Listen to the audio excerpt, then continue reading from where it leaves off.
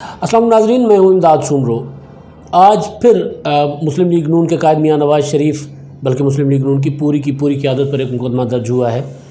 اور یہ مقدمہ ہے ملک دشمنی کا۔ الزامات وہ ہیں جو بغاوت اور غداری کے ہوتے ہیں، لیکن کیونکہ بغاوت اور غداری کا جو مقدمہ ہوتا ہے وہ ریاست ہی دائر کرا سکتی ہے، کوئی اور فریق دائر نہیں کرا سکتا، لہٰذا اب جو نواز شریف پر شاہدرہ کا تھانہ لاہور کا وہاں پر مقدمہ درج ہوا ہے، بڑا مزیدار، بڑا دلچسپ اس میں الزامات ہیں۔ نواز شریف صاحب تقریر کر رہے ہیں اور اس مقدمے میں مسلم لیگ نون کی پوری قیادت، یعنی نواز شریف صاحب جو خطاب فرما رہے ہیں، جو خطاب سن رہے ہیں، جو ہاتھ اٹھا کر اس کی تائید کر رہے ہیں، جو گردن ہلا کر اس کی تائید کر رہے ہیں، جو پلک جھپک رہے ہیں، آنکھوں کے اشارے کر رہے ہیں، یعنی جو تقریر سن رہا تھا اس میٹنگ میں موجود، جو ویڈیو لنک پر تھا، سارے کے سارے اس میں نام گنوا کر، بشمول 2-3 جرنیلز ہیں اس میں، سابق ریٹائرڈ جرنیل ہیں مسلم لیگ نون سے، اب ان کی سیاسی وابستگی ہے، ان سمیت ہر بندے پر الزام عائد کیا گیا کہ جی یہ جو ملک دشمن ہے، ملک دشمنی کر رہے ہیں۔ نواز شریف صاحب پر جو پتہ نہیں ایک غیر معروف سے مدعی ہیں جنہوں نے مقدمہ درج کیا ہے، لیکن یہ مقدمہ کوئی پہلا مقدمہ نہیں ہے اس طرح کا۔ پاکستان میں جب اپنے وقت کی رجیم کو جو بھی چیلنج کرتا ہے، یا جو ناپسندہ بات جو مقتدرہ کو، اسٹیبلشمنٹ کو جو اچھی نہیں لگتی، جو بندہ وہ بات کرتا ہے تو اس کے خلاف مقدمات درج کروانے کے لیے درخواستیں یا درخواست گزار ایسے ہی نکل آتے ہیں جیسے صحرا میں برسات کے بعد کھمبیاں نکل آتی ہیں، کھمبیوں کی طرح ان کی نکلنا شروع ہو جاتے ہیں، اور درخواست پر درخواست دی جاتی ہے، اور الزام ایک ہی ہوتا ہے کہ جناب یہ تو پاکستان کا سکہ ہے ہی نہیں نا، یہ تو دشمنوں کے ہاتھ میں کھیل رہا ہے۔ اور وہ ہمارے میں ان کو اپنا مرشد بھی مانتا ہوں، وسعت اللہ خان صاحب بہت اچھے رائٹر ہیں، وہ اکثر کہا کرتے ہیں کہ جناب پاکستان ایک مزیدار ملک ہے جہاں پر پہلے لوگوں کو لیڈر بنایا جاتا ہے، پھر ان کو غدار بنایا جاتا ہے، پھر ان کو لیڈر بنایا جاتا ہے، پھر ان غداروں سے معاہدے ہوتے ہیں، یہاں تک کہ وہ جی ایم سید ہوا کرتے تھے جنہوں نے ظاہر علیحدگی کا نعرہ بھی لگایا 71 کے بعد، پاکستان کی قرارداد بھی انہوں نے سندھ اسمبلی میں پاس کی، جس وجہ سے سندھ اسمبلی کو پاکستان کا باقی بانی اسمبلی کہا جاتا ہے، اور اس قرارداد کے جو محرک تھے جی ایم سید صاحب، خیر بعد میں ان کا سیاسی نظریہ چینج ہوا تو انہوں نے علیحدگی کا نعرہ لگایا، وہ بھی خیر غدار ٹھہرے، ان پر مقدمات چلتے رہے، لیکن پھر ضیاء الحق صاحب جو ہمارے پاکستان کے ڈکٹیٹر رہے، 11 سال سیاہ و سفید کے مالک رہے، وہ چل کر گئے تھے کراچی میں، اور سائیں جی ایم سید کی انہوں نے عیادت بھی کی تھی، اور ان کی تعریف اور ان کو مطلب اس وقت جو انہوں نے کلمات کہے تھے کہ جی ایم سید سے بڑا لیڈر شاید کوئی ہو، تو ایسا بھی ہوتا رہا ہے ہمارے ہاں۔ تو اب نواز شریف کی باری ہے، کیونکہ نواز شریف اب اور یا موجودہ جو اپوزیشن ہے، ظاہر اس میں سب سے تگڑا جو لیڈرشپ ہے وہ نواز شریف کی ہے، کیونکہ وہ سینٹرل پنجاب سے ہیں، لہٰذا اب نواز شریف کی تقریر وہی باتیں وہ کرتے ہیں جو عمران خان صاحب کرتے آئے ہیں، اور اس کے جواب میں ظاہر جب نواز شریف پہ کوئی مقدمہ ہوتا ہے تو خان صاحب جو ہمارے وزیر اعظم ہیں ان دنوں، ان کی تقاریر لوگ نکال کر لاتے ہیں کہ جناب یہ تو باتیں وہی ہے جو آپ بھی کرتے رہے، تو اس میں بغاوت یا غداری کیا ہے؟ حقیقت بیانی ہے کہ پاکستان میں سیاسی مداخلت نہیں ہونی چاہیے، ہر ادارہ آئین کے دائرہ کار میں رہے، لیکن جس وجہ سے میں یہ گزارشات رکھ رہا ہوں وہ بڑی دلچسپ ہیں۔ ایسے مقدمے تو بنتے رہتے ہیں، وہ کچھ دن پہلے کیپٹن صفدر پر بھی جو ہے وہ مقدمہ بنا گوجرانوالا میں، لیکن جو میاں نواز شریف صاحب پر الزام لگے وہ بڑے دلچسپ ہیں۔ کہا یہ گیا کہ جناب نواز شریف کی جو تقریر ہے اس سے ملک دشمنی ٹپکتی ہے، نواز شریف صاحب جو بول رہے ہیں اس سے وہ ایک سازش کر رہے ہیں کہ ان کی تقریر کے بعد جو پاکستان گرے لسٹ سے نکلنے جا رہا ہے FATF کی، پاکستان معاشی مشکل میں پھنس سکتا ہے پابندیوں کی وجہ سے یا کوئی اور،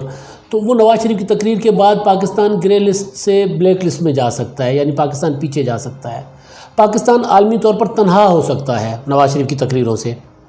پاکستان کا جو مسئلہ کشمیر ہے وہ خراب ہو سکتا ہے نواز شریف کی تقریروں سے، یعنی وہ جو مودی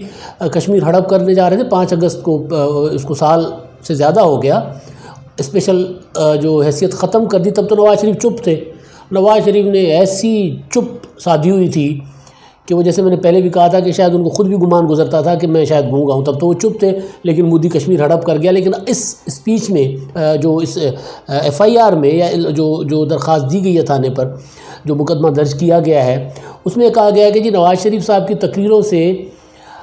کشمیر ہڑپ کرنے میں مودی کی مدد ہوگی، پاکستان تنہا ہو جائے گا عالمی طور پر۔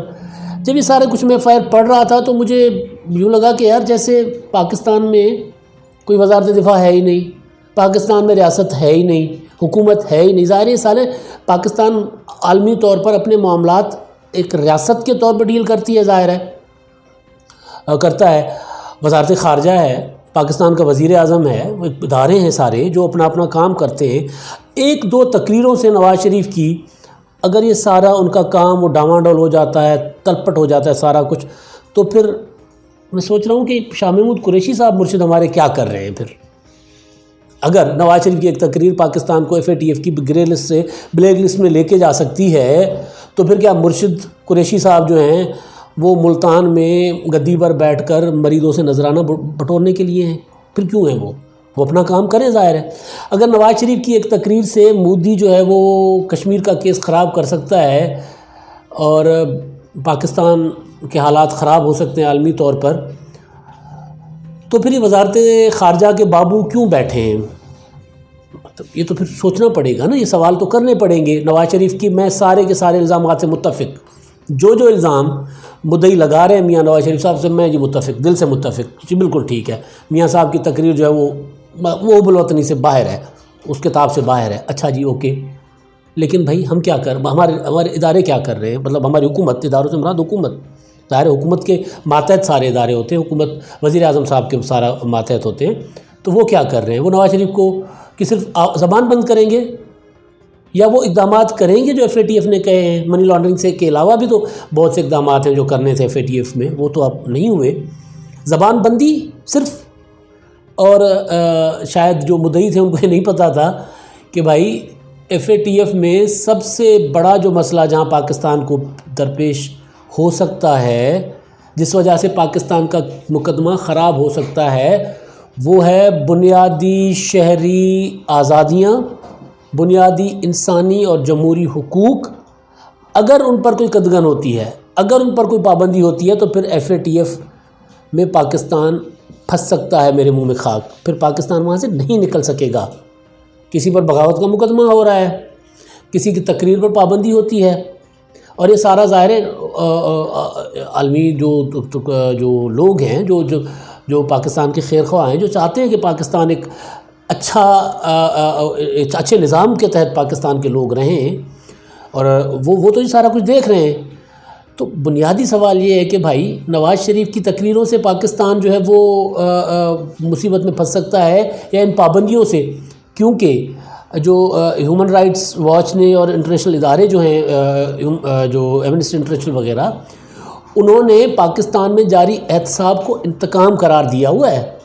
ہم تو بے شک جو مرضی کہیں، ہماری حکومت، ہمارے ادارے، یا جو ادارے سے مراد کے یہ اپنے شہزاد اکبر صاحب کے جو ادارے یا یہ سارے، یہ جو مرضی کہیں، لیکن عالمی برادری آپ کی یہ باتیں نہیں مانتی بھائی۔ وہ یہ کہتے ہیں کہ نواز شریف کے اوپر جو مقدمہ تھا وہ سیاسی تھا، وہ یہ کہتے ہیں کہ آصف زرداری کو جو گھسیٹا جا رہا ہے عدالتوں میں وہ سیاسی ہے، وہ انتقام ہے، وہ نہیں مان رہے۔ تو پھر گرے لسٹ اور FATF تو وہیں کا وہیں رہ گیا نا۔ پھر آپ یہ مقدمات بنا کر تو ان کو تو وہ جو آپ روکنا چاہ رہے ہیں اس کو آپ بڑھا رہے ہیں۔ اور ایک اور بات بڑی مزیدار ہے یار، وہ بڑی دلچسپ چیز ہے، پھر وہی شہباز گل، انہوں نے ایک الزام لگایا، باقی تو بہت الزام لگائے، اور وہی بات کہ جناب ہمارا جو میڈیا ہے وہ پھر چلاتا ہی رہتا ہے، وہ جو بھی بولے۔ انہوں نے کئی اور الزام لگائے نواز شریف پر کہ جی وہ مودی سے ملے نیپال وغیرہ میں، وہ پرانی باتیں ساری، اور آج ہیڈ لائن اخباروں کی سرخیاں ہیں، کل بھی سارا دن TV چینل چلاتے رہے۔ ایک اور انہوں نے الزام لگایا جو بعد میں فوری طور پر انہوں نے واپس لے لیا مریم نواز کے اوپر، وہ یہ تھا کہ مریم نواز لاہور کے کھوکھر پیلس میں انڈین ایجنٹس سے ملی تھیں۔ اچھا جی، کھوکھر پیلس لاہور میں، ہم کیونکہ مجھے 20 سال ہو گئے لاہور میں، اور کوئی بھی لاہوری بتایا کہ کھوکھر پیلس کون سا ہے؟ سیف الملوک کھوکھر کا۔ اور سیف الملوک کھوکھر نے کہا کہ جناب میں تو اب گل صاحب تیار رہنا ہوں آ رہا جے، میزائل تو نہیں مار سکتا بیچارہ، انہیں کیا جی آ رہا جے، وہ نوٹس، عدالتی نوٹس آ رہا ہے۔